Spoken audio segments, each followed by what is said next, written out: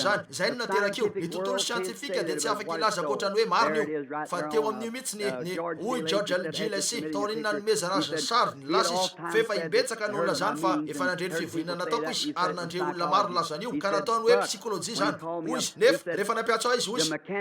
ny maso mekanika ny fankatsary io dia tsy handray psychologie marina zany ny maso mekanika an'ilay fankatsary dia tsy handray psychologie koa voatery milaza ny tontolo siantifika fa marina io eny mety andian'olona tsy mahay taratasy sika marina zany za fantatro fa zany ah nefa misy zavatra anankiray zay aleo kokoa mahita fity eo amin'Andriamanitra nefa tsona olirolery na fanatika na zay antsoina izy ireo ah nefa mahita fity amin'Andriamanitra amin'ny fahalalana fa eto mihitsy izy zao arivo zao no zay arena rehetra anana Chicago na zay voninahitra rehetra misy eto tany aleo kokoa mijoro eto anio miazona ty sary ty ka manambara aminareo ny amin'io sady mahafantatra fa eto mihitsy izy tsy lavitry ny ray metatra faingo dimy amin'ny toerana mijoroka ankehitriny aleoko koa manana zao fahatsapana sy fampinonana ananako ankehitriny zao toy zay ho mpanjaka maneran-tany ray tapokisa taona marina zany eny faly aho reraka ny tenako trotraka raha ny lafiny ara-batana misy zavatra tsarotra eo amiko zavatra zay tsy fahita eo amin'ny olona raisatsaina hoe toinona ny adiny satana amiko andro amanalina amin'ny fotoana rehetra roana mivoakany eny de miary eny dia maneligelona ny teny izy ireo hitanareo nefa reto zavatra rehetra eto reto misy ady atrehako zay tsy misy mahalala nefa de tiako ny olona tiako amin'ny foko rehetra izy ireo ary noho zany fantatry ny olona zany ary tsy mbola namela ny fanompoko hoe eo amin'ny fambonina mihitsy aho ka hanana endrika tony hoe lehibe zany fa mety ampiamboa atao tsaiko zany no tenisiko kely ny fanompoko fa mifampiraraha amin'olona vitsy aho ary saika eo amin'ny fotoana mahamaro isan'ny vahoaka de miala eo aho ary mandeha any hoany makany amin'ny toerakafa fotsiny aho satria ny antony manosika rehetra de zao ny afaly ny raiko any an-danitra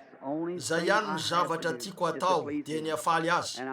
ary iriko ny vavaka avy aminareo rehetra ho toy izany hatrany ane ny fijeriko ny tenako hitehiry aho kely ane ny tompo hitanareo fa izay no ka afaka hoe am'izay ahafahany mampiasa ahy aho tiako no hoe amin'ny toerana zay rehefa miangona any reo vatana anjely de afaka ilasa izy hoe o fantatro fa ny mpanompoka Ilay BRANHAM no ihany amiko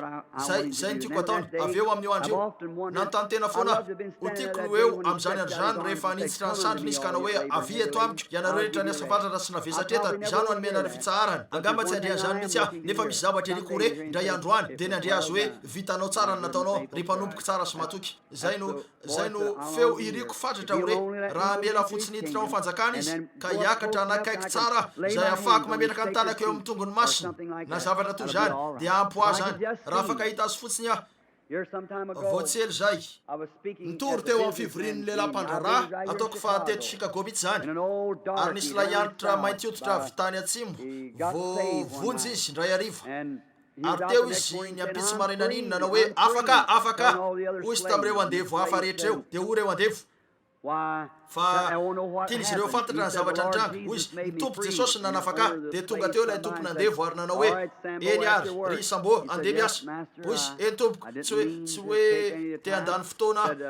reko ny laza ianao hoe efa afaka hoy izy eny ramse tompoko hoy izy ny tompo Jesosy no nafaka omaly ariva tamin'ny fanadevozana azafady ny eta mavesatry ny ota dia hoy izy fa tiako ianao raha akao amin'ny boroko rehefa avy eo ary nakao amin'ilay bro izy tao aoriana kely hoy izy tiako averinao ndray ny teninao teo nambaranao tamiko ve hoe tamin'ilay fivoriana omaly ariva Jesosy Kristy no nanafaka anao ka hoe tsy andevony ota intsony ianao hoy izy eny ry chef zay ny nataony nanafaka tamin'ny ota sy ny fahafatesana izy omaly ariva hoy izy koa ry sambo raha Jesosy Kristy no nanafaka anao tamin'ny ota sy ny fahafatesana omaly ariva anio aho dia manafaka anao amin'ny fanadevozana marina zany mba ahafahanao mitory amin'ireo rahalanao nitory taona maro de maro tokoa io lahianitra io rehefa teo andalam-pahafatesana noho ny fantenana izy fa nantsony izy io tamin'ireo rehetra maro tamin'ny rahalany fotsotra nakeo mahijery azy efa tsy natsiaro tena lay antitra ary no everiny izy ireo fa maty izy ataoriana kely nijery nandidina izy hitany fa teo avokoa izy ireo de narabaindray ary hoy izy avy tao anatin'ny tao mihitsy aho hoy izy nahoana no niverina ary hoy izy efa tao amin'ny varavarana de hoy izy teo nisy anjery teo de nisy anjery tonga teo amiko nanao hoe ry sambo vonina ve anao zao ny andray ny satry-boninahitra ao sy ny valipitianao hoy izy satry-boninahitra hoe valipiti hoe azany satry-boninahitra sy ny valipiti ny resahana amiko tsy zany no ilaiky avelao fotsiny aho eo ka hijery azy ary fotoana fa izay satry-boninahitra sy ny valipitiako ataoko fa zay zavatra zay ny tsapantsika amin'ny titolakandro ty sy ny valipiti no mampanay ahy tsy manay ahy raha trano bongo no azoko na mety ho inona koa avelao fotsiny aho hita azy de ilay tsy hita maso eto anio fa ny andro sisa rehetra de ho to tahaka ny maivandanja ny zavatra rehetra rehefa mieritreritra ny tena hoe indray andro any afaka hita azy aho nisy ira fa iny fanaontsika tany am-piangonana tea hita azy aho hijery ny tavany ireo mandrakizay ny afasoavany namonjy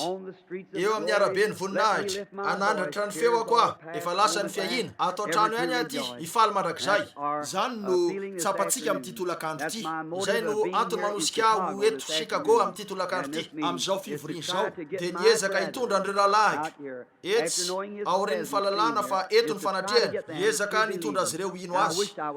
niriko ny mpitoro teny mahery vaika angamba tahaka ny rahalahy Jaggers na rahalahy Roberts na Billy Graham na ny sasany amin'ireny lehilahy reny fa toren'izy ireny nitoroteny dia mody izy ary vity hatreo tsy haiko atao zany tsy mpitoroteny ny antokana azoko atao nomen'Andriamanitra zavatra hafa mba azoko an'ireo zanany ho azy dia nivavaka ho azy ireo ary manaja ny rahalahy koa toy inona no najako sy anomezaka voninahitra ny rahalahy Roberta sy Billy Graham sy ireo lehilahy tahaka izany ka mivoakeny mba azo fanahy ho an'i Kristy dia tena akasotrahako ny amin'izy ireo mpanompon'Andriamanitra izy ireo ary tia azy ireo rahalahy Jaggers sy rahalahy koa reto rahalahy manana ny reny fanompona lehibe reto reny nifoko mivavaka ho azy ireo hatrany ndray andro iny rehefa nandrea fa ny rahalahintsika Billy Graham dia nanana aretina tao amin'ny vo ary nitsylanty eo amin'ny hôpitaly natoy zany tany Allemagne ka nizotom-pony hoy izy itory hatrany na dia ho baitainy amin'ny filanjana azy najanoko ny fiarako mbola teny an-dalana teo najanoko ny fiarako aroy Andriamanitra malalo esory hiala amin'io lehilahy zany mba ahafany andeheny mpanomponao izy ary niezaka izy teo ny izahay dia andehanam-piny protestanta lehibe anankiray ray iny zahay ka tsy maintsy mijoro miaraka ao amin'ny heron'ny fitsanganan'ny tomponay Jesosy Kristy mety tsy mitovy zahay mety ilazy biny hoe za tsy ry rahalahy Branham tsy mino falasitranan'Andriamanitra nananao mety ilazy zany izy tsy atongana maivana azy mihitsy akory zany rahalahiko tony teo ihany izy marina zany mety milaza ny rahalahy sasany hoe rahalahy Branham tsy miombokevitra aminao tsy manova zavatra zany samy miezaka sika nahita ny tavany be fitiavana ary olombelona sika mety tsy mitovy raha andeha vidy fiara nitolakandro dia mety vidy fiara hafa am'izay mety hovidiny Billy Graham mety anatsara ny fiarany izy ary mety anatsara ny nefa samy ao anaty fiara zay zay ny zava-dehibe koa everiko fa raha mbola ao amin'ny Kristy sika amen zay fotsiny ankehitriny mba niazona anareo ela loatra omaly tolakandro fa nitory aho omaly alina koa ataoko fankarazany hoe reraka ny amin'io nareo koa avy amiko ny betsaka koa iezaka sika ny ariva ny anafoezana azy arak'izay azo atao ary to nisy soratra masina vaolo vakiko eto androany maraina tontolo dia tena tery be zahay rahalahy mora zay mpandamindra eto fatany zany hoe tery tokoa zay teo amin'ny fakana arakipeo sy ny sisa ny fivorina ka nisy fivorina kely natao sy ny sisa ary teo zara raha nisy fotoana fohy angamba 10 minitra teo mba andraisana ny baiboly ary nanivatsiva ny baiboly ka nanao hoe tompo aiza no resahako amin'reto olon reto anitolakandro ary eto tsy fantatra hoe ino nefa efa tafakatreto dia nisokafako fotsiny izy ty ary nisy an'ity taratasy kely ty zay nisy loha hevitra atao amin'ny baiboly ka nalay hoe Jesosy nampitony rano manana baiboly Scofield kely efa tota zay nomena taona maro lasa ary eto misy an'ilay Adala Tao Gadarena koa mety resaka ny anankiray am'ireo zay tiany tompo resahako koa amaky zavatra mikasika Ilay Adala Tao Gadarena sika fotoana fomonjy mba ahitana an'izay tiany tompo ho fantaritsika eto marika fa 1:10 marika 5 ary tonga teny ampitan'ny ranomasina izy ireo tao amin'ny tanin'ny Gadarena ary noho ny niala teo atsambo kely izy ireo niaraka tamin'izay dia nisy lehilahy asom-panahy maloto mivoaka avy teny amin'ny fasana ka nifanena taminy fa nitoetra tao amin'ny fasana izy ary tsy nisy olona nahafatotra azy intsony na dia tamin'ny gadra azy fa efa nafatony matetika tamin'ny gadra na ny tanany na ny tongony nefa ny gadra tamin'ny tanany no tapahiny ary ny gadra tamin'ny tongony nitorotoroiny ka tsy nisy olona nafolaka azy ary mandrakariva na andro na alina dia nitoetra teny amin'ny fasana teny amin'ny tendrombohitra izy ka ninananana sady nitetitena tamin'ny vato fa noho nahita Jesosy teny lavitra eny izy dia niazakazaka ka niankohaka teo anatrehana hafahafa zany sa ahoana niazakazaka ka niankohaka teo anatrehana sady niatso tamin'ny fehamahery hoe moa fa ninona kory zasy ianao ry zanak'Andriamanitra avy indrindra ampianianiko amin'Andriamanitra ianao aza mampijaly ahy satria Jesosy efa nanao taminy hoe mivoa amin'ity lehilahy ty ry fanahy maloto dia nanontany azy izy hoe iza moa no anaranao ary izy namaly hoe Leziona no anarako satria maro zahay ary nifona mafy taminy izy mba tsy horoany hiala amin'izany tany zany ary nisy kisoa maro andiany zay nandrasana teny akaiky ny tendrombohitra ary ny demia rehetra nifona taminy ka nanao hoe alefaso zay ho any anatin'ny kisoa mba hiditra any aminy eny Andriamanitra ne anampy ny fitahiny tamin'ny famakina n'io teny io afaka iondrika fotoana fo ve sika raha hivavaka eny ry raina any an-danitra tsara fo misatranao zahay amin'ity arivo ty noho ny famindrapo misatranao fa Jesosy lay zanakao no nanavitra anay tamin'ny ota ka ankehitriny zahay dia zanakao ary mangataka zahay mba hoeo aminay ireo fitahinao mamela ny otanay maro no mipetraka eto raha io angamba vao tonga androany izy ireo efa eo miala-pahafatesana ny sasany amin'izy ireo raha tsy hoe tonga eo aminao izy dia ho faty eto an-tany. Ary raha eo mila azy ireo zahay pino izy ireo ary mangataka aho mba isy zavatra ho voalaza eo amin'ny famakina zao teny zao na misy zavatra mety ho voalaza ny mpanomponao zay teraka finoana ho azy ireo tamin'ny nitondran'ny tompo Jesosy Kristy ny fahoriana sy ny fahafatesana teo amin'ny toerana dia ilay nanavitra azy ireo tamin'io aretin'io ary engane ho takariva lehibe ny anio na ho andro fanompoana ary omeo anay ny ho voatondraka feno sy mitafotafo zao arivo zao engane ny herin'Andriamanitra mba hoeto ka ahatonga ny jamba hiratra indray ny malady andre ny mona hiteny ny malemy andeha tompo mangataka zay ny anehoanao ny tenanao aminay amin'ny fomba lehibe ary tiavo zay ka miahianay raha eo fangatanay amin'ny anaran'ilay zanakao malala zany ny tompo Jesosy. Amen. Eny tiako fotsiny ny mandefa ny fisainako eo amin'ny tompo Jesosy zay hatrany tiako ny manindry betsaka araka zay azoko atao ny amin'ny Jesosy. Nisy olona nilaza voatsely zay tsy teto Illinois fa tananafa hoy izy ranata Branham be loatra ny resaka ataonao ny amin'ny Jesosy indraindrainao loatra izy hoy aho fa mendrika zay fa ny indraindrana rehetra azoko atao izy na zay mety ataon'olo kafa hoy izy fa ianao tsy mba nahoana ianao tsy miresaka olo-kafa zay hita ao amin'ny baiboly hoy aho saiky izy tokana ihany resahanao raha ny fahalalako dia izy tena tiako tsotro zao ny miresaka ny aminy ary ino koa izy ary am'izao andro zay everan'ny olona maro azo toniny hoe olona tsara fotsiny hoy ny sasany tamin'ireo hoe fa eny olona fotsiny izy io fa ekeko fa olona izy nefa ambony lavitra noho ny olona izy ary no sasany tamin'ireo hoe fa izy io dia mpaminany marina zany nefa ambony lavitra noho ny mpaminany izy fa Andriamanitra izy Jesosy Kristy dia Andriamanitra voaseho tao amin'ny nofo Jehova Andriamanitra rainy nanaloka ny Maria Virgine ary nanao selan-drà tao aminy zay nisian'ilay zanaka Kristy Jesosy ary teo amin'ny batisa velona tahaka ny olona izy mandra-pahatonga ny Jaona nanao batisa azy tao Jordany fa raha vao vita ny batisany dia nanambary Jaona ny fahitany ny fanamasina tonga avy tany an-danitra ary nidina nakeo aminy ary nandeha teo amboniny fa talohan'io fotoana io Jaona efa narefy eo tany anefitra ny teny taminy hoe eo amin'izay ahitanao ny idina ny fanahy ka hitoerany dia izy no anao batisa amin'ny fanamasina sy ny afo. Ary Jesosy laza izy fony teto an-tany hoe tsy mahay manao na inona ho ahy aho tsy za io fa ny raiko zay mitoetra ato amiko. Hitanareo eny laza ny baiboly fa Andriamanitra lay ray no tao amin'ny Kristy lay zanaka nampiavana zao tontolo zao tamin'ny tenany. Hitanareo ko dia ambony noho ny olona izy dia Andriamanitra olona tsy hoe olona natao Andriamanitra izy fa lay Andriamanitra olona Andriamanitra tonga nofo izy teo mba hanaisitra ny ota izay ihany ny fomba mety isin'izany ny ilain'ny Andriamanitra ny injaly ary Andriamanitra tsy afaka nijaly ny amin'ny sazin'ny fitsarana nataony ihany raha tsy efa tonga nofo izy satria Andriamanitra dia tsy mety maty fanahy izy hoy Jesosy ao amin'ny Jaona 4 Andriamanitra dia fanahy ary zay mivavaka aminy dia tsy maintsy mivavaka amin'ny fanahy amin'ny fahamarinana nefa raha fanahy dia tsy afaka hijaly amin'ilay fahafatesana efa voatonony ny fanahy ary ny fanahy dia tsy nandefa mpaminany mba hakantoerana tsy nandefa olona tsara ny fanahy mba hakantoerana fa ilay fanahy mihitsy ny tonga tao amin'ny nofo mba hakantoerana io maro zany Andriamanitra naka ny toeran'ny mpanota ary maty teo amin'ny toerana fa raha nanona sazy ho an'ny olona eto zay mijery an'io azavana io aho ary nisy olona nijery nefa tsy tiako ho faty izy ary tiako ny hanavitra azy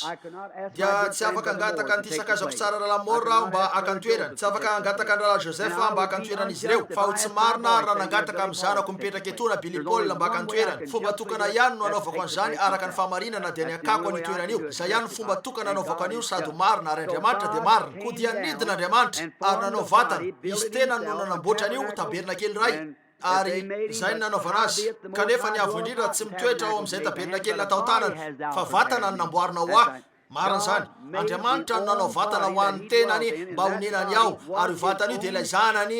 manokana Kristy Jesosy Andriamanitra tao amin'ny Kristy no nampiavana an'izao tontolo izao tamin'ny tenany. Tsy nisy nahita ny ray naovinanaoviana fa ny zanaka lahy tokana ihany no nanambara azy. Tsy zany ve? Mahafinaritra zany. Anankehitriny, eny, fantatro fa ny sasany aminareo vahoaka malalao ny siansa kristianina dia tsy mipokevitra amin'izany, nefa izy ary tamin'izay ihany, tamin'ny alalan'ny nanolorana ny rany Jesosy Kristy no namonjena sy nanasitranana ny olona. Zay ihany ny fomba mety isiany zany sakaizy. Ary Jesosy fony teto an-tany izy no ohatra ny amin'izay aizy an'Andriamanitra rehefa miverina ao amin'ny zanany izy, Kristy Jesosy, rehefa miverina Jesosy. Eto ny fanahy masina ankehitriny, eto an-tany, fa Jesosy Kristy dia mipetraka eo an-tanakavanan'Andriamanitra tsy toa ambony indrindra, ambonin'ireo anjely sy ireo arkanjely rehetra sy ny sisa, sady nandray anara izay entiny fianakaviana rehetra ny an-danitra sy ny ety an-tany. Marina zany, dia ny tompontsika Jesosy Kristy zany. Koa azo antoka fa mino azy aho, nisy ramatoa tao amin'ny siasa kristianina nanao tamiko hoe lay ramatoa resaka tamiko teo ihany. Hoy renena da BRANHAM, hoy milaza ianao ny amin'ny fahalebiazan'i Jesosy sy ny sisa toy izany. Hoy zahay tsy afakory izy fa olona fotsiny. Hoy ie, zany izy. Hoy miporofoko aminao amin'ny alalan'ny baiboly fa olona fotsiny izy. Hoy zany ve? Hoy raha azoko porofona aminao fa olona fotsiny izy, anak'izany ve ianao? Hoy endra madama, fa hoy ao amin'ny Masina Tsaolina toko faha 1/10 rehefa nakeo amin'ny fahasan'i Lazarosy Jesosy, laza ny baiboly fa nitomany izy, nefa tsy afaka hitomaniny, tsy mety maty, tsy Andriamanitra izy satria tsy afaka hitomany Andriamanitra. Hoy ry ramatoa,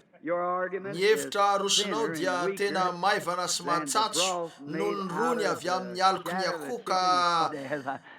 Faty tena tsy misy azonao mihitsy eo. Hoy fa tsy misy ifandraisany amin'izany mihitsy io. Hoy olona izy io teo nefa dia ilay Andriamanitra olona izy. Hoy marina fa rehefa nakeo amin'ny fahasan'i Lazarosy izy dia nitomany tahaka ny olona izy raha nakeo amin'ny fahasan'i Lazarosy, saingy rehefa anjoro teo izy ka nanao hoe Lazarosy mivoa, dia mihoatra noho ny olona io. Eny tompoko,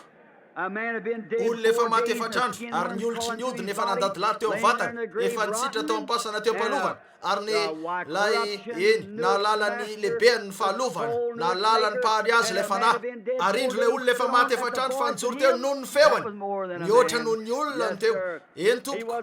olona izy raha teo amin'ny sambokely izay ho resantsika afaka minitra vitsy io, teny amin'ny tafidrifotra tamin'io alina io, toy ny sarona tavoankely mitsikafony, raha ialina ny demony ahy teo amin'ny ranomasina izay niainina fa andetika azy tamin'io alina io. Fa olona tsotra izao izy, reraka ny tsy lany tao amin'ilay sambo ary nionjan-drano na nipiasy tetsitero. Olona izy raha ny tsy lany natoro tao ka na dia nionjan-drano azy tsy nanaitra azy, reraka izy torovana rabatana. Olona izy teo, saingy rehefa nifoy izy ka nandeha teo ary nametraka ny tombony teo amin'ny sisitsambo, niandrandra ka nanao hoe mangina mitsara, dia namalona ny ela ny tafidrifotra masika ka nandeha tany amin'ny ranomasina farany lalina, dia tory zany ka nandrotsorotsy an'io atory teo, mihoatra noho ny olona io. Eny tompoko, mihoatra noho ny olona io.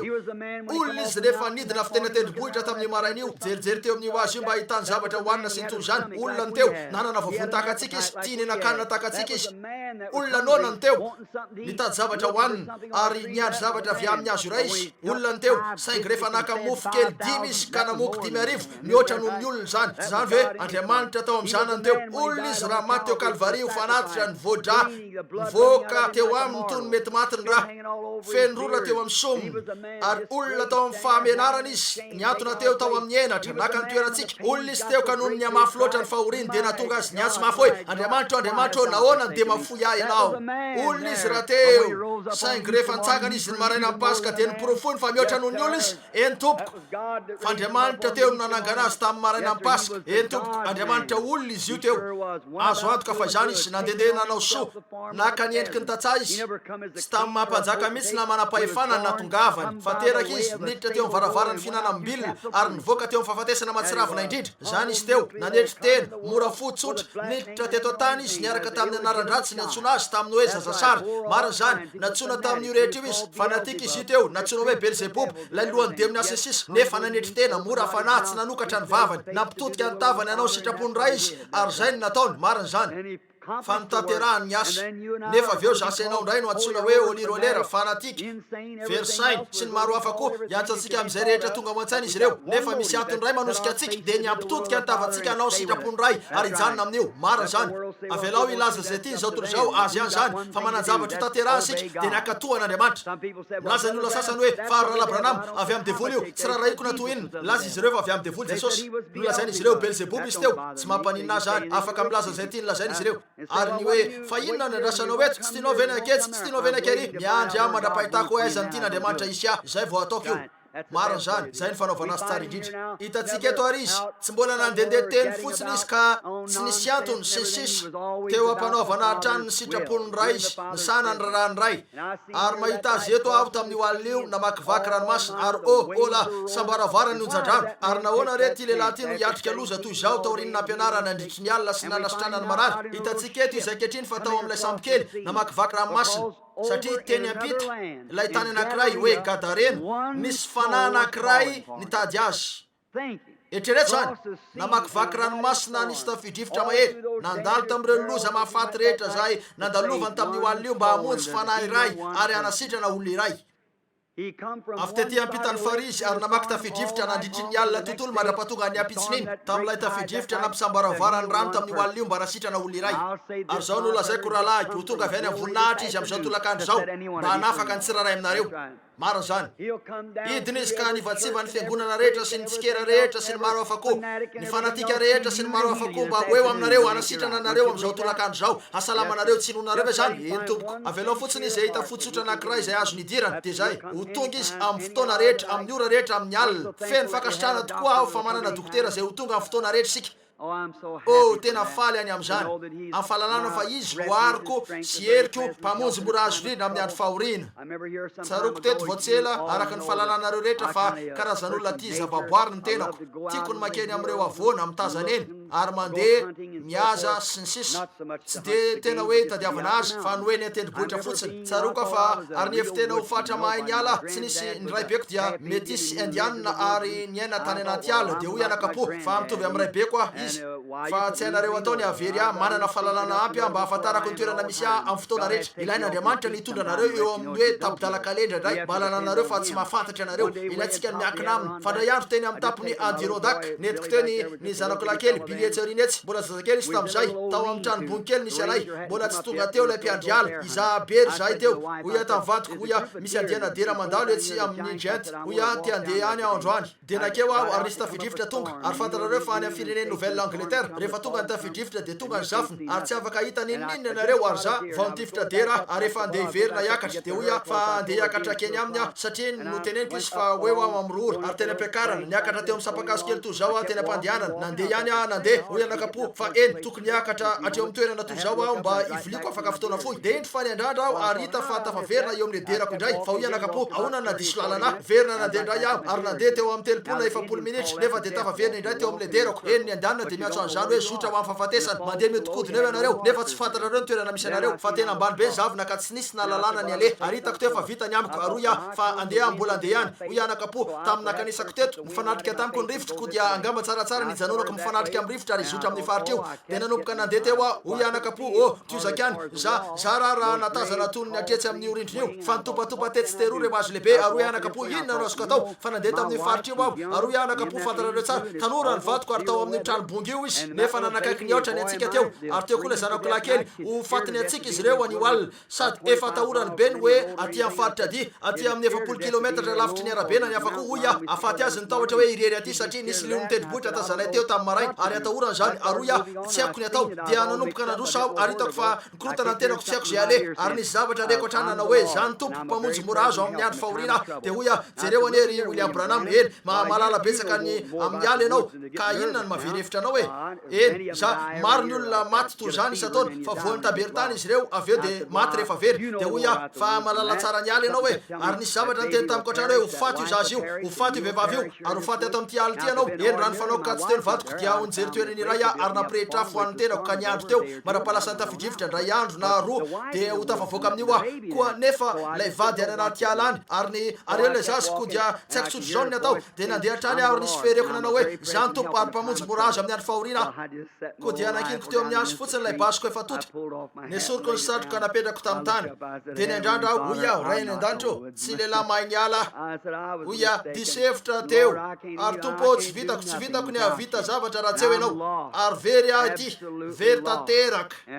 fa tsy fantatrareo mihitsy zany fahatsapahany zany raha tsy efa nisy fotoana navery anareo dia hoy aho very aho raha io fantatro fa diso lalana tsy fantatro ny toerana hitodiana fa toerana tokana ihany ny fantatra hitodiana dia ny lanitra ka hijery anao a tompo ary angataka aminao mba hanampy aho hivoaka amin'izao tsy mendrika novelona fa ny zanako sy ny vadiko tiako velona izy ireo tompo dia hoy aho mangataka aho ny hanampianao aho hivoaka amin'izao sitraka ao ve zany raha io dia nitsangana aho ary nitomany kely dia raha laiko ny satroko ary nakopako zany somary lena teo amin'ny tany nisy ranomandry teo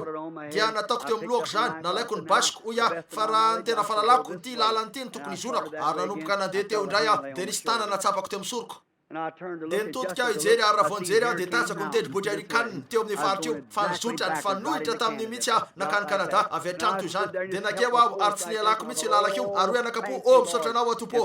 ary teo amin'ny adiny telo na efatra teo no nananiako tamin'ny faritra io tsy niala teo mihitsy aho nijereko tsara fa nizotra nahitsy teo amin'ny toeran'io arak'izay azoko natao aho tsy niala teo amin'ny lalako fantatra ve fa teo atapo nitendry bodrarikanina teny ambony teny lay tilikambo fa nakeo ambony teo lay mpiandry ala isaky ny fararano fa nanampy azy nametraka tarbia nefa tsy mbola nisy tarbi hitako hatreo ary fantatro fa nisy tarbi teo eo te petreretana nasandratra tao anaty azy nantanako nandeha toy zao tamin'ny fahalalana fa misy tarbi telefôna tarbi roa zay tokony ho voaraiko teo eo nasandratra hatrany ny tanako teo ampandehanana hoy anakapo raha afaka kasika fotsiny an'io tarbi io dia nijanona ary nijery tany aorina ary maisy nasy feny ranomandry ary nandrifotra teo dia hoy anakapo eny marina zany eo amin'ny lalana tena izy aho zao ary hoy anakapo zany marina nisy fotoana aho very tao amin'ny ota marina zany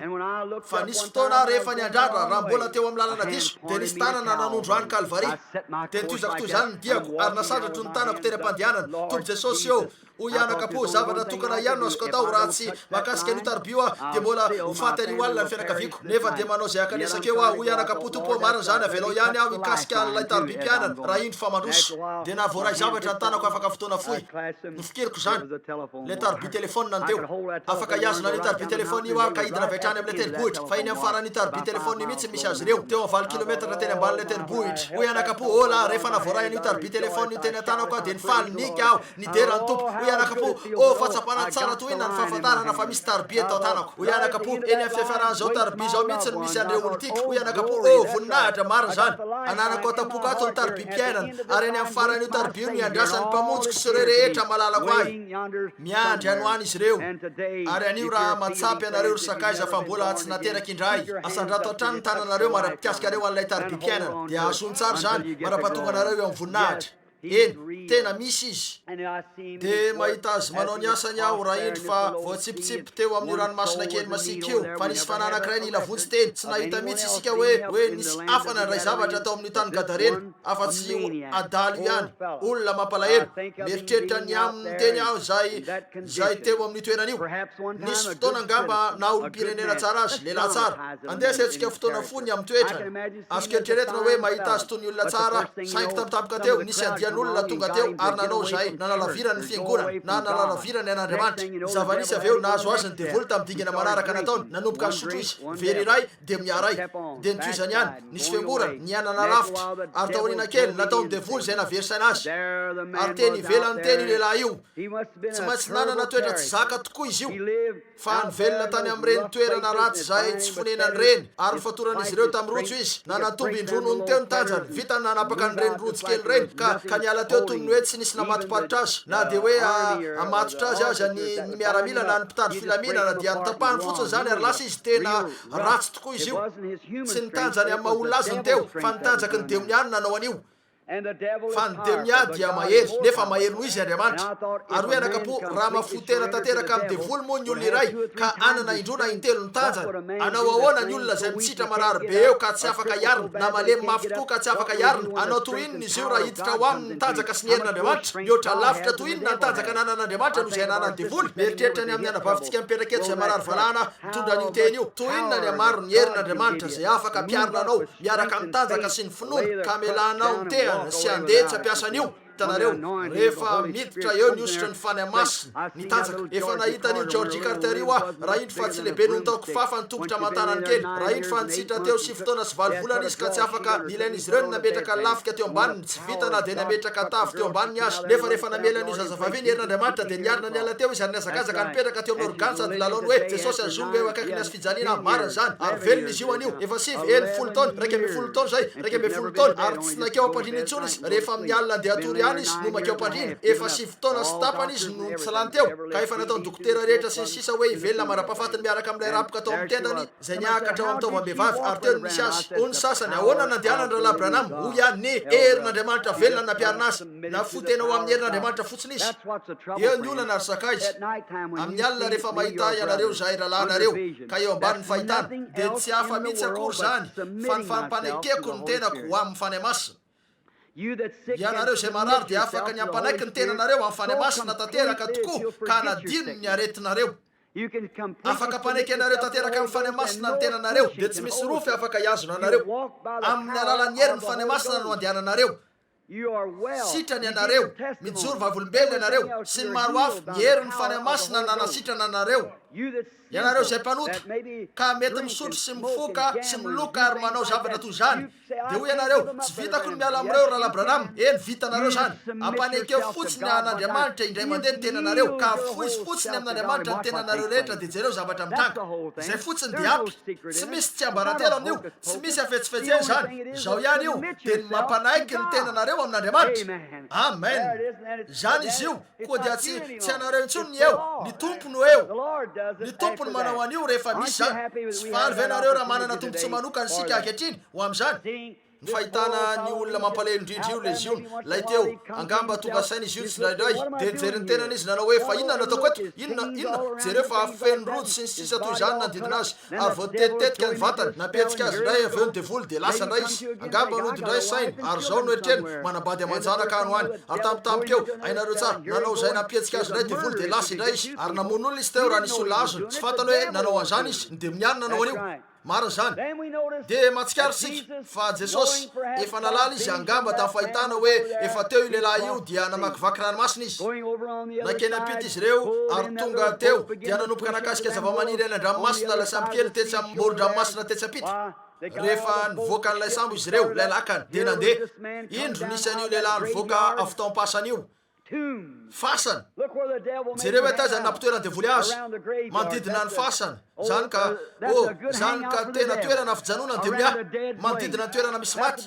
saiko toy zany misy ankehitriny mitovy ihany apetrany eny amin'ireny toerana misy maty reny olona efa maty ao amin'ny fahotana sy ny heloka ka tsy mino ny herin'ny fitsanganany tompo zany ka tena fitoerana tsara ho an'ny demonia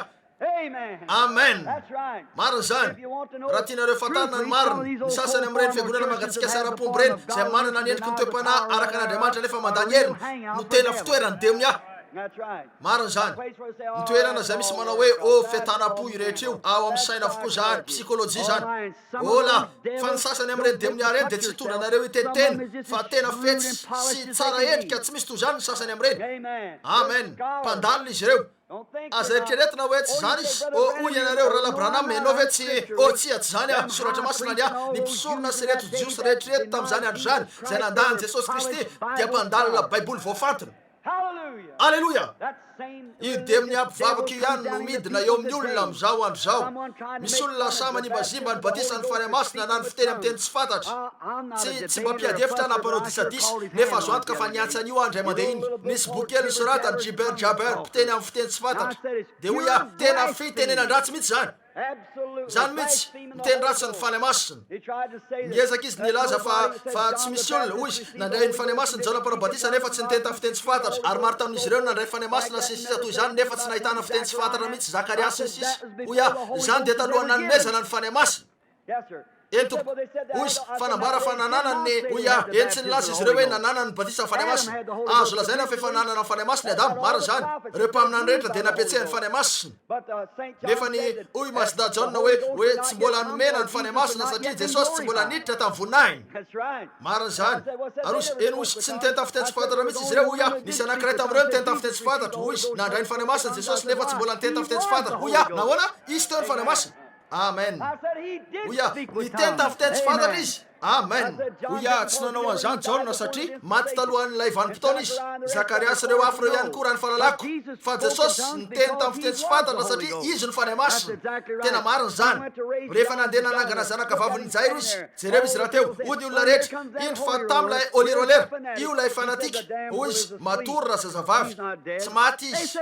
O reo eno ihany io te hanova zavatra io hoe dia navoakany avokoa izy reo ary teny ivelany nisy inona ny antony itenena amin'ny fanahy masina. Rehefa misy olana eo aminareo, rehefa misy olana eo amin'ny fiangonana, eo ny fotoana ivoan'ny afatra mba hanitsiana an'ilay zavatra. Mario, ary teo Jesosy rehefa raha indro fa nanimbazimbasy sy ny sisa ny tany ivelany rehetra, fa izy kosa nisy hery tao aminy.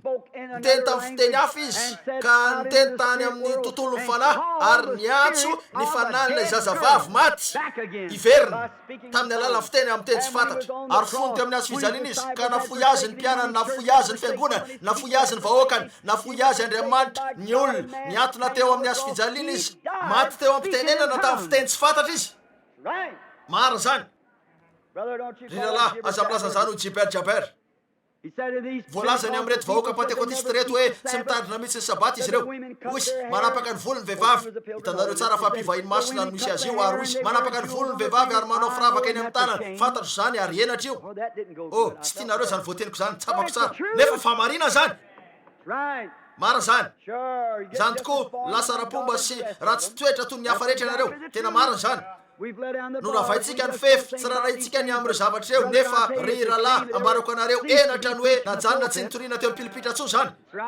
Marina zany. Eny zay no nisy azy reo teny ivelany teny toy zany ary nanao oia eny asehoko anao fa marina koa re mpivahiny masina manao toy zany. Hoy izy miasa izy reo ny alahady manao manapaka bozaka amin'ny alahady sy sisa. Oia zay ihany koa nataon'ireo mpivahiny masina raha tianao niantany zavatra fa na hiady hevitra ny amin'ny fiangonana maro isan-karazany. Nefa oia jereo anery rahalahy hatramin'ny voalohany dia efa tsy hainareo akory ny atao hoe sabata.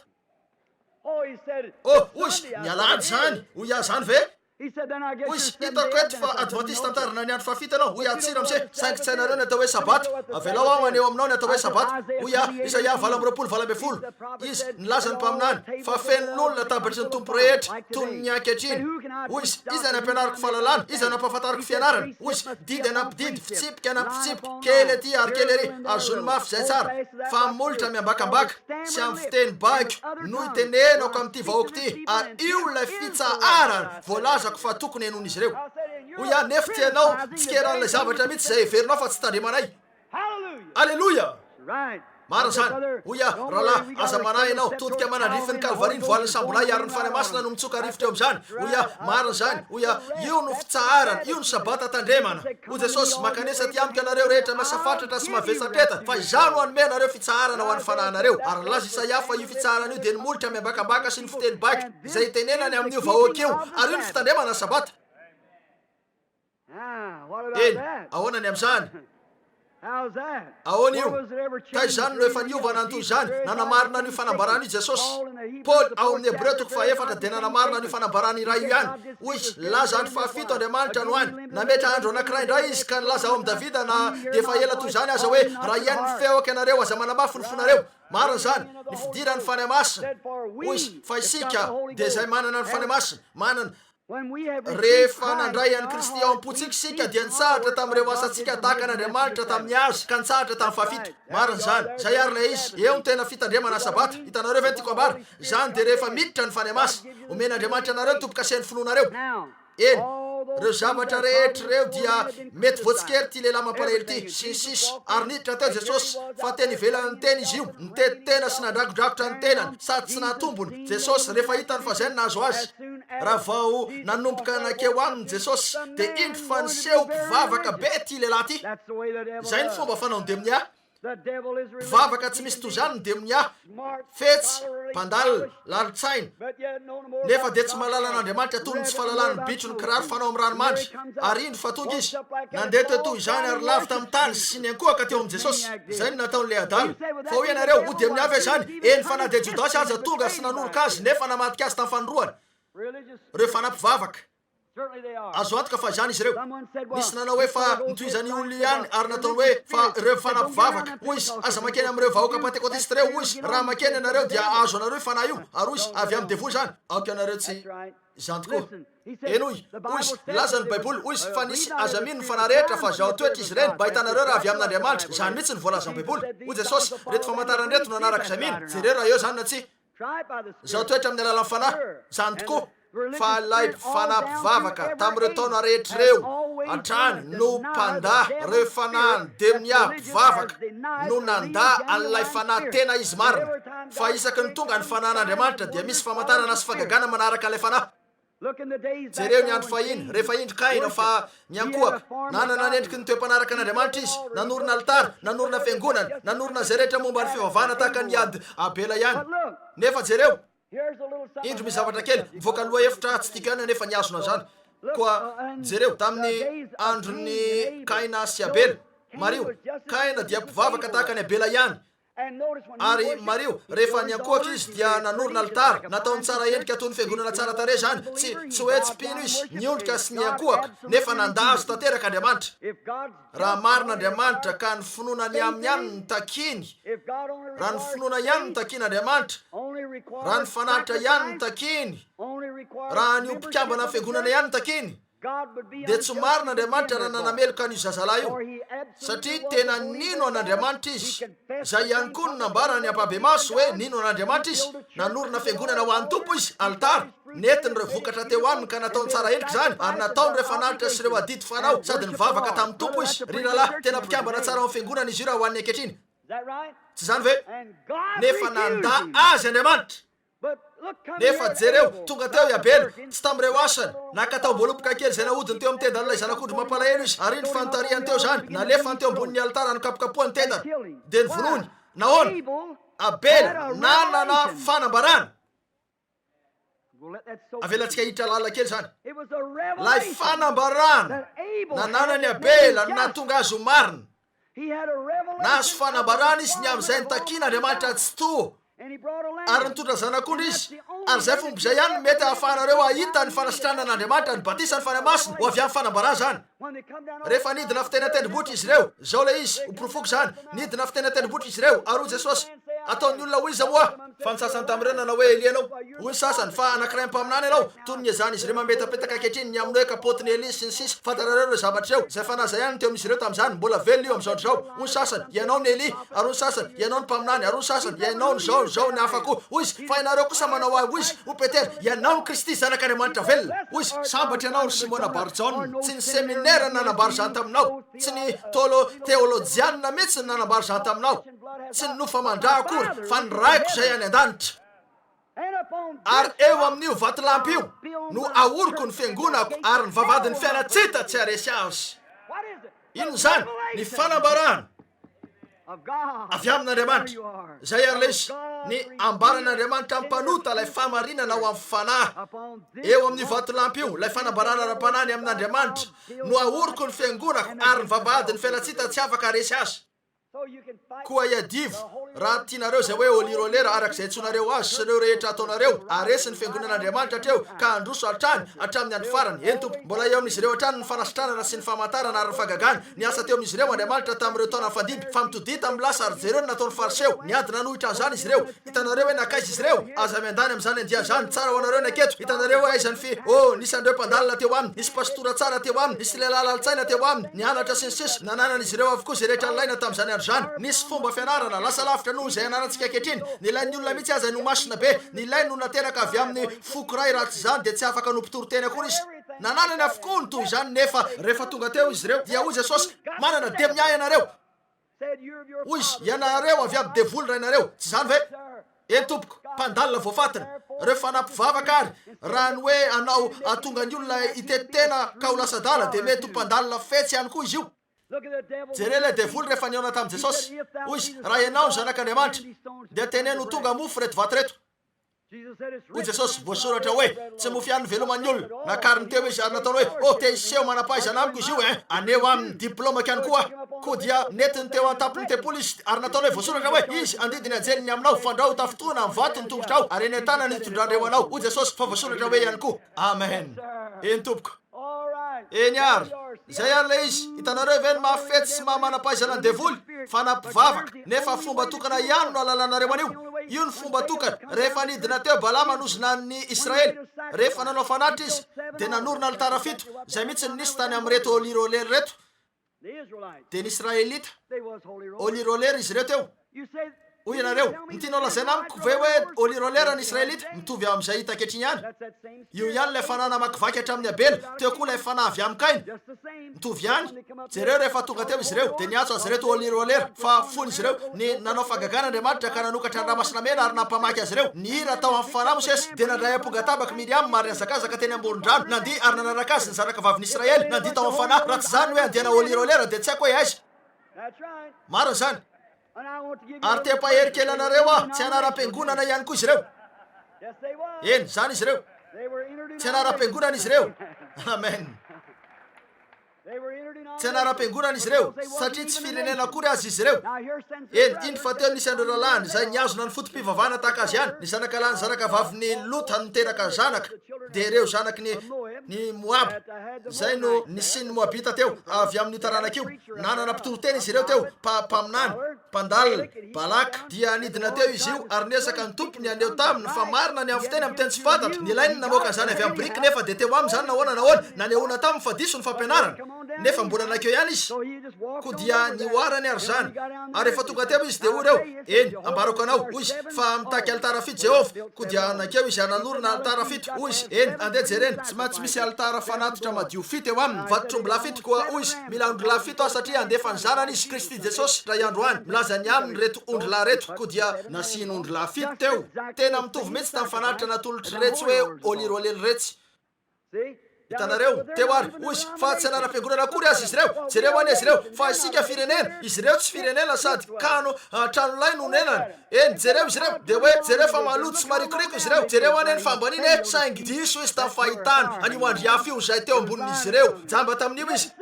tsy hitany zany. Oh alleluia. Iatso olirolera tsiny ianareo isany jereo dia hoy izy jereo tsy afaka nahita zany izy saingy hoy izy anakapo fa miazona ny fotom-pivavahana no nitenako mpiazona ny fotom-pivavahana anolotra ny reto fanalitry reto ary zay ny voalazan'i Jehova ary andeha anozona ny vahoaka etsy io dia zay anao an'ireo fihetsiketsena rehetra eo anao an'io fivorina fanasitranana sisisy io. Fivorina fanasitranana ve azo antoka fanananany izy reto zany nanatona menarana varah Mosesy zay rehetra nararika anakeo ary nijerana io dia sitrana tsy zany ve feno karazana famantarana sy fagagana ary zay no nahatonga azy ireo hoaraka izay naizy azy. Zay ny fanamarinana fa niaraka tamin'izy ireo Andriamanitra dia ireo famantarana sy fagagana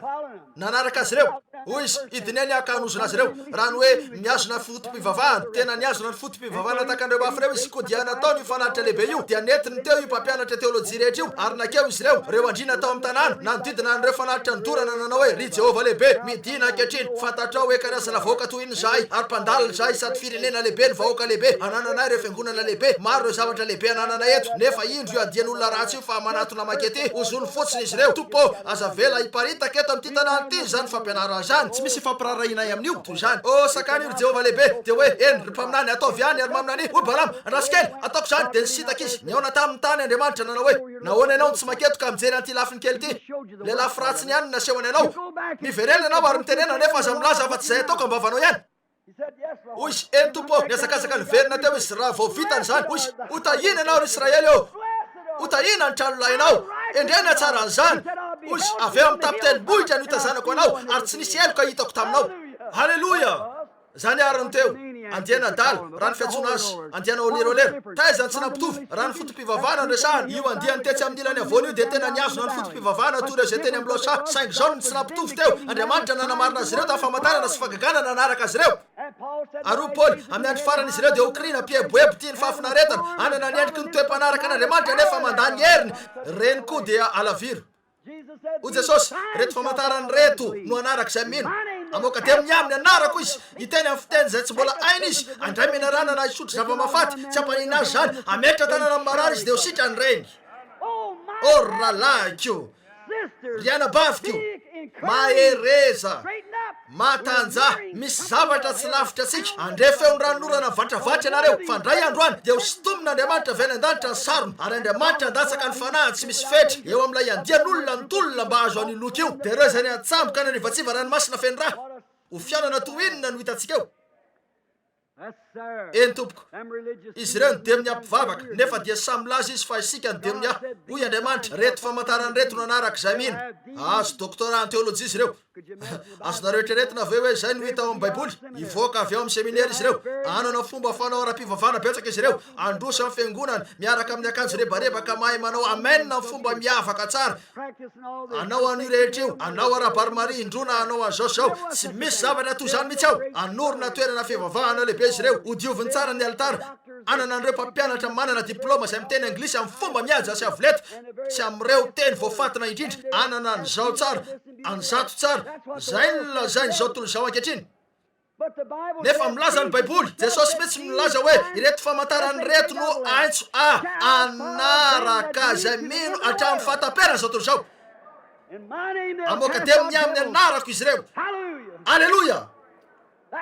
zay ny fiangonany filazantsara nefa ho simbazimbainy izy io anondro tanana azy izy ireo amin'ny fanamavony nefa hoy izy aza matahotra ombanareo aho mandrapatonga ny fataperana zao tontolo izao jesosy kristy la tsy miova masy aneo ary marak'izay fa mivelona amin'ny andro sika zay isindre bomba atomika miantona etsy seroa sy ny maro hafa ihany koa alleloia faly aho anio raha voa isy tompokase ao amin'ny fanjakan'Andriamanitra amin'ny alala mifany masina miaraka amin'ny famantarana fahagagana ary fanamarinana fa manana trano ao amin'ny vatolampy isika sahoana amen koa ny fiantsonanareo antsona izy ireo demnia io satria tsy hainy ny atao hoe demnia toy izany natao reto farisé reto raha teo ka niantso an jesosy ho demnia satria nandroaka izy andreo fanamaloto ary nanasitrana ny marary laza jesosy fa niteny ratsy ianareo satria hoy ianareo manana demnia izy fony nanasitrana ny marary izy hoy izy atao satana ahoana ny famoaka ny satana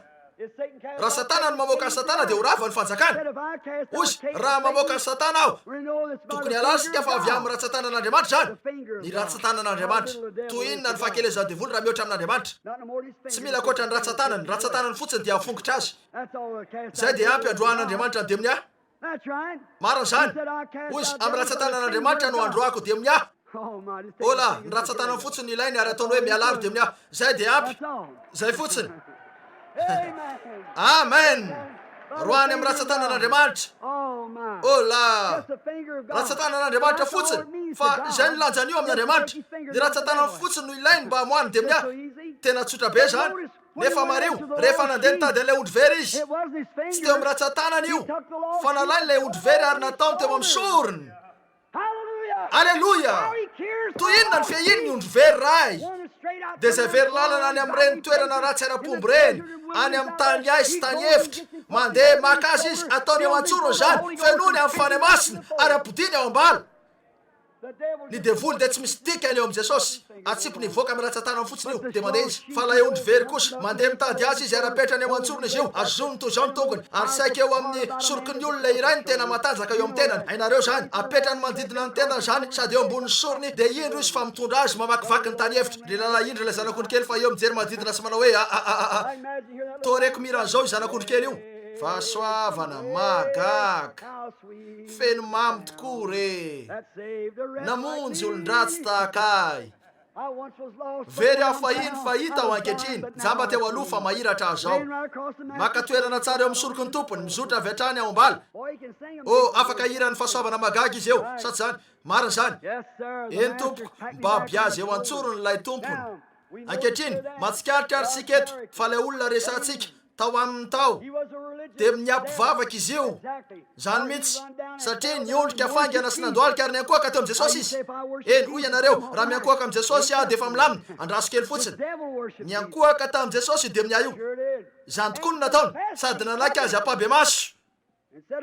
ka nanao hoe fantatro hoe izy ianao anambara aho fa ianao lay zanak'Andriamanitra lay zanak'Andriamanitra avo indrindra dia jereo nanome baiko azy izy io hoy izy mampianina anao aho hoy ilay demnia jereo ny sasany amin'ireny olona ireny zay te hiteniny amin'ny fanasitranan'Andriamanitra hoy izy amin'ny alalan'Andriamanitra velona no alalako an'ireo zavatra eo hitanareo mampianina anao amin'ny alalan'Andriamanitra velona aza mampijaly aho ianao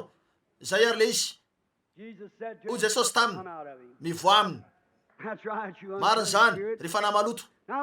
ankehitriny jereo nanana fiangonana fobe tsara ho azy ny demnia teo koa dia tsy tiany niala tamin'io tany io toerana fitoerana tsara ho azy teo tiany janona nanodidina teo koa dia nanana fobe tsara izy teo efa niorona tsara koa dia tsy tiany miala tamin'ny toerana io ary toy zany ny eo am'de miah naiza naiza ahitany toerana indray mandeha eo anivony andian'olona de tsy te hiala eo izy ireo mariny zany tena madito izy ireo hoy ireo eny tsy mino azany fanasitran'andriamanitra zany tsy mino azao karazan-javatra zao azo antoka fa tsy de miniany mahatonga anareo manao toy zany tsy te hiala izy hoy izy fa voalaza hoe tsy te hiala izy hoe fa ho jesosy mivoa aminy fa hoy izy eny raha tsy maintsy voaka avelao ahiditra amin'io andiana-kisoa io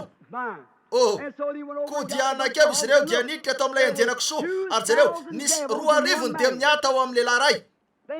eritrereto zany de miah 2,000 tao amin'ny lehilahy ray de nitratrevatreva tany amin'ny antsana ny kisoa tonga saina mihoatra lavitra noho ny olona maro izy ireo makany ampiangonana ny olona feno de miary manao hoe eny aiko avokoa ny amin'io nefa ny kisoa nanana fanajana ampika nidina teny ary nanepitra ny tena ny tao anaty ranomasina nandetika ny tena tao tratrevatreva ny kisoa ary azakazaka nakao amin'ny ranomasina ary nanepitra ny tenany mariny zany mba tsy anakandalana ny tompo tsy tiany kisoa ny anakandalana misy olona maro te anakandalana ny tompo ary fantanareo moa reo de miary eo rehefa natao zany tsy te hiala teo amin'io tany io izy ireo ary reo olona reo rehefa nivoaka tao zany jereo ny olona teo rehefa nivoaka zany rehefa niparitaka zany vaovao zany efa nanana ny sainy tsara lehilahy nilaza ny baiboly fa ary sainy raha lehilahy ambarako anareo rehefa mandray batisa amin'ny faniamasina anareo ka ao anatinareo kristy de eo inareo no ary sainy izy teto raha nanompo jereo ny toerana nisy azy teo nipetraka teo atongotra jesosy halleloia toerana mahafinaritra toy iny nipetrahany zany nitafy izy no sady ary sainy nipetraka teo atongotra jesosy teo ampanimpona halleloia satria ny roany nialany de miah hoy izy eny zay nataoko de vitanareo ihany koa mampalahelo tokoa fa ny fiangonana de tsy maka ny toerany ao amin'ny kristy jesosy eny tompoko ary iny reto fa tonga teo ny mpikambana tamin'ny fiangonana rehetra fa nivoaka izy ireo ka nilaza hoe aiza ny kisoanay fa nanana fanajana ampy izy ireo mba andeha ampiletika ny tenany de ho reo mialay eto amin'ny taninay raha toy zao ny vidiny alohanay tsy mila fifahazam-pana toy zany zahay fa ho volabelona aninay rehefa any amin'ny voninahitra de tiako hita hoe firy inona ny fiatraikany vavolombelona naseho any teo am'mpiandry kisoa rehefa any amin'ny voninahitra ataoko fanamely mafy any reto mpiandry kisoa reto izy eny tompoko rehefa niverina teo ary indry izy teto fa ary sainy ary ny vahoaka teo amin'ny tany io dia nahazo aina kokoa raha niaraka tamin'ny kisoa sy ny de miah toy zay nanana an'ilay jesosy be fitiavana natao zay nialany tao amin'ny taniny na tsy aro nahazo aina kokoa izy ireo hoe niadana kokoa raha niaraka tamin'ny de miah sy ny kisoa ary fifantarareo fa toy zany am'izao andrizao raha misy olona manana eritreritra hoe raha anana fivavana amin'ny rehetra izy ka ika na anao zavatra hafa ka anome vola kely ampiangonana na zavatra kely toy zany na hoe anambara ny finoany ka hitsangana sy anome fideranan'andriamanitra na hiteny fiteny tsy fantatra de aleny kokoa tsy andre resaka ny amin'ny fivavana mihitsy mahatsapa mahazo aina kokoa izy ireo miaraka amin'ny devoly sy ny volany toy zay miaraka amin'ilay jesosy kristy be fitiavana miaraka amin'ny batisa amin'ny faniamasina sy rehefamantarana sy refagagana manara amen tsapaka tafiditra tsara ny tenako eny tompoko alleluia faly afaka am'izany zavatra zany voninahitra ho an'andriamanitra ome ho any kristy amen tafio am'ilay fisainana anompo azy anompo azy ahoana ao amin'ny fanahy ao amin'ny famarinana amen tompo raha mandendehany aho ka empresana amin'ny filohan'ny États-Unis raha mamangy ahy izy de ika hoe alleluia tsy raha raiko azo antoka fa tsy tany gariny tenako any andehana fotoana vitsivitsy zay nisy an'ity orinasa lehibe mpanendrika vy mahery zay mpanao an'ireny vy mahery reny de nentin'izy ireo nitety an'io ary nisy olona nanao hoe eny hoy izy ry mpampianatra Branham hoy izy aneo aminao ny fomba fanaovana an'io nitondra niakatra teo amin'ny toerana avy lehibe raha izy nisy karazana toerana fanarana maso hitako ary nisy kiririka naneny kely de nitsahatra tsy niasany rehetra nisy kifafakely nalan'izy ireo na mafany toy zany teo anivony lalatsara hoy inona nato nanaovan'izy ireo an'io hoy izy misy zavatra asehoaka anao afaka minitra vitsy de nifafana avokoa re tapaby teny amin'ny lalatsara ary nisy kiririka indray naneny kely de lasa izy rehetra nisy bokotra kely nitsindrina ary indro fa nisy andriaby lehibe tonga teo nirondrona nidina teo toy zao na nivatsiva teo amin'ilay toerana ary raha mbola namakivaky teo amin'io lalatsara io toy zany io ireo tapaby rehetra de saiky nitsambikina nakeo amin'io andriaby io de nakeo izy ary nanalanyio tamin'ilay andriaby de nalatsy natao amin'ny fandrendreha zany mba hanefena azy ndray hoy izy ahoana ny fahitanao an'io hoy alleluia alleluia hoy izy fa misy inona hoy nisy zavatra fotsiny nandalo ny saiko hoy izy hitako mihitsy hoy nisy zavatra azoko an-tsaina hoy izy inona zavatra nambaranao teo hoy teo peritreretana ny am'ilay andriaby lehibe any amin'ny voninahitra aleloia ndray androany toepetreretana hoe efa saiky mandre azy tonga ankehitriny fa idiny izy ary zao vatana mahanitra manemy zao akan'io izy aretiny eny io ka ho tefeny zany aleloia eny tompoko de oia tiantany zavatra aminao ara am'se oia nahoana tsy nandeha avokoa reo tapaby reo ozy misy aluminium masasany amin'izy reo tsy voarainy andrebi zany oia aleloia oia nahoana ary tsy nandeha io tapaby etsy io ozy jerefa misy bolao miazona azy etsy ambany oia aleloia marina zany riralahy faly araha afaka amin'ny fatorana rehetra ny freriana sy ny sisa rehetra eo amin'ny tena meteza ho afaka amin'ny Kristy Jesosy aoka ho ateraky indray ho feniny fany masina voasitony ny heriny aleloia ka rehefa tonga izy dia andeha hiaraka aminy aho tiako ny laza toy izay voalazan'ny Paoly hoe fantatro izy sy ny heriny fitsanganany ka rehefa miantso andreo maty izy dia hivoaka eo amin'ireo aho manadino andreo zavatra eo aorina miezaka natratrany marika aho azahoko ny lokany fiantson'Andriamanitra any ambony amin'ny Kristy manadino azao torozao aorina manadino ny teolojiana izy ireo aorina Kristy ary izy rery any no hitako amen mijery tsara manandrifiny Kalvaria aho ary mizotra mandrosatrany misy manao hoe ainao moa fa olirolero Billy Branham tsy reko akory zany mizotra mandrosatrany aho mara zany miezaka manatratra ny mariky ny fiantsonany ambony aho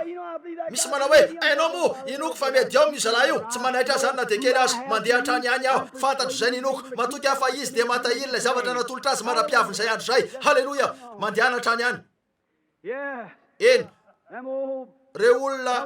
tany reo nahazo aina kokoa izy niaraka tamin'io kisoa rehetra io teo ny kisoan'izy reo sy ny trano kisoa manodidina feno de miasa sisa toy zany nanodidina azy reo nahazo aina bebe kokoa izy reo noho ny hoe teo aminy Jesosy eny mandehana any am'izay fiangonana lehibe raha-pomba ankehitriny avelao any misy olona roa na telo akeo ka idera sy oby ho an'Andriamanitra ary anao toy zany andeha atao hoe misy olona manome afatra amin'ny fiteny amin'ny teny tsy fantatra na misy olona sitrana noho ny herin'Andriamanitra na hoe manome fahitan'Andriamanitra eny miteraka atsika mahafaty aminy zany tsy tiako no hoe anilan'ny olona toy zany hitanareo mahazo aina kokoa izy reo miaraka midemia marina zany toy zay manana n'ilay Jesosy be fitiavana eo aminy mitorito zany eo aminy fa de mipetraka eo fotsiny izy toy ny zavatra diso toerana ao anatin'ny ranotsira tena marikivy sy mangatsika tsy misy toy zany tsy misy olona nao amen nantoy zany fa mipetraka eo fotsiny ary mivaingana ola tiako angina any io efa 15 minitra ny lany rovinana tsaniny ola misy olana ao amin'ny fandevona-kaninareo marina zany riralahy tiako ny anova azy reny ka anana jobily lehibe ara-tsakafo sa ahoana amen mandray ny tenin'Andriamanitra rehetra nomen'ilay anjely any Jaona ny baiboly hoy izy ano zany lasy Jaona rehefa nihinanan'io fa nangidy zany raha teo am-pihinanana nefa mamy tao an-kibony rehefa tonga teo alleloia fa amfiry zao efa niotra ve zany ve halleloia eny ary to mahita an'io leziny io aho taorinina arisaina azy efa sitran'izy to mahita azy aho taorinina nofahofany an Jesosy reo demony aho tonga teo reo olon reo ka laza hoe tsy tianay ny hijanonanao eto ny kisoa ny tianay aleonay manana ny kisoanay tsy mila fifaza-panato zany zahay de reo fadalanareo rehetra reo hoe fanasitrana an'Andriamanitra fantanay fa efa lasa ny andro fagagana fetana-po fotsiny ny an'izany olo zany eny mialahy eto amin'ny taninay tsy mila zao karazana olirolero zao anomboka eto zahay tsy janony eo Jesosy aza manahy tsy mijanony eo am'izay tsy mahatonga soa azy izy natodiny fotsiny lohany de nakeo amin'ny sambo avy hatrany izy tsy nisy teny mihitsy nolazainy azy reo fa nisy olona ilezina fa iny alleloia de raina ny tompo Jesosy eo avelao aho hiaraka aminao te hiaraka aminao aho na inona lazainy io andiana tsy manatsainy io tsy misy dikany ampy zany efa navelako anarina ny rojo rehetra avelao aho anaraka anao nahita zavatra avelao aho hiaraka aminao nitodiky Jesosy ary laza hoe andeha ambarao amin'ny namanao ankehitriny zavatra nanjoanao andeha mijorova volombelona mantantena fotsiny hoe inona reny lazainy tamin'reto mpiandrakisoa reto rehefa nively izy tsy nitsahatra na nofahofatanana izy marapatonga lay sampikely tsitany marapatonga zany tsy tazana intsony hoy izy ndray andro any ahita azy ray aho to mahita azy midina eny amin'ny arabe aho ony sasany tamin'ireo fa izy ny olona ratsy mandehany iny hoy izy voninahitra alleloia ho reo mbola adala ihany iny olo iny mandalo iny izy teny amin'ny arabe teny ary izy alleloia de raina ny tompo fa ho reo misy zavatra fahafa nefa misy akanjo eny aminy tena nisy zavatra nanjo azy to mahita azy midina eny aho ary zao ny tantarany to mahita azy mijery manodidina aho eny efa nroany tompo tanàna vadiny tsy nisy ny olona kely mampalahelo ny vavaka tsy akijanona angamy izy io mba hasitrana azy teo am-piverenana reo zany amin'ny madinika rehefa nahita azy ny veriny lasa izy reo ny azakazaka ny afina sy ny sisa voatery ny sitaka lay vadiny kely mampalahelo satria nahery fietsika be izy io niditra izy de noravaravainy tao zay ny fanao ny mamilava na ny manana de amin'ny aho mahazo an'ireny atezerany reny ary dakadakany avokoa zay rehetra ao an-trano tokony meratra ny tenanao ianao satria mpikambana fiangonana ary mety ho isan'ny diakona azy ry rahalahy ny reko nanana mpiany maromaro noho izao ka isan'izy re amin'ny titolakandro ity marina zany tafiditra ho isan'ny diakona nefa manao toy izany iny fa tonga izy tonga teo ihany anefa izy nisokosoko nidiny trano aizany vadiny nivoaka izy nanontany teny amin'ny arabe hoy io voatery nifindra etsy amin'ny lalany tsifitra izy to mahita azy nidina teo amin'ny andiana fakobisesisa amin'ny vangompo teo dia nijery nadidina teo ary nisy tranom-bongo kely nitafy-bozaka nafatiparitra teo ary indro izy fa tao ambadiky ny trano nikosoka teo amin'ilay toerana fanasana angambana nasa ho an'ilay mpifanina trano taminy orakizy kely neny eo indro fa tonga izy dia nanomboka ny zakazaka toy izany izy reo mafy arak'izay vitany to mariazy milaza hoe andraso kely ry malala hoy ny vadiny dia hoy izy andraso kely ry malala aza mandositra nisy zavatra nitranga amen to mahita azy miditra eo ary mijery ny tanànakajy ny vadiny efa rofotra mijery an'ireo zanany kely mampalahelo mijoro eo sady mangovotra no finony izy reo ary to maria ilay zazakely ray milaza amin'ilay vavy kely aho hoe inona ny nanjoan-dady hoy izy mama inona nanjoan-dady to mahita ny ranomasiny latsaka eo amin'ny takolany aho no finony mamy ary no finony ireo ankizy kely no raisiny izy reo nataony hoe eny andraso kely ho teneniko anareo nanjoan-dady niditra tamin'ny fifandraisana tamin'i jesosy dady zay ny zavanisy nahitany jesosy dada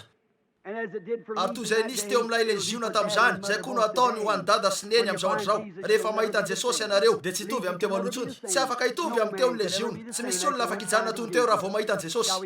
andesika hivavaka raha eo amin'ny anaran'i jesosy raha misy very eto amin'izao tolakandro zao na koa misy marary ka mbola tsy nifandray tamin'ilay herinao lehibe manasitrana mihitsy na ilay fahasoavanao mamonjy engany eka amin'izao oro zao mihitsy no hidirana fifandraisana aminao ray ny an-danitra zay asehoana eto fa mangataka izay mba tonga ny tompo jesosy anitsitra ny sandriny ka hitany tsiraray manatrika eto ho voninahitra ao ary tompo mangataka ao an'io arivo mba isiny ny firotsahany fanahy lehibe raha arivo eto ka isy famantarana sy fagagana lehibe ho tanteraka eno ny vavaky ny mpanomponao fangatana i amin'ny anaran'i jesosy amen ankehitriny averiko amin'ny rahalahy matsona bozeny fivoriny ary mitompo tsara ne hitany tsiraray aminareo ka hitahiry anareo salama sofaly ahita anareo ndray ararivo petra vetivety mandrapatonga ny rahalahy boze andriamanitra hitanao